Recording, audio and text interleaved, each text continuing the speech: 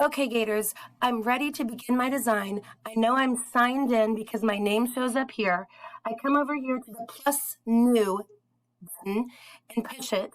I have to be sure I select 3D design.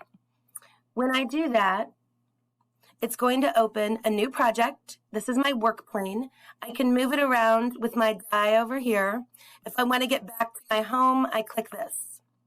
I'm going to go right away and change the name of it to my first name, and then I can put building or specifically what the building is. I'm building a library.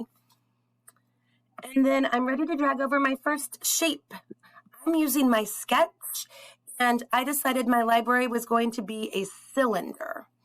And this is not the right size I want, so I'm going to click on this white square and change my length to 65 and also my width to 65.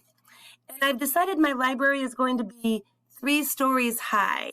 So this middle white handle square here is my height, and it says 20. I want each story to be 10, so I'm going to make it 30. 10, 10, 10 would make 3 stories high. That's my first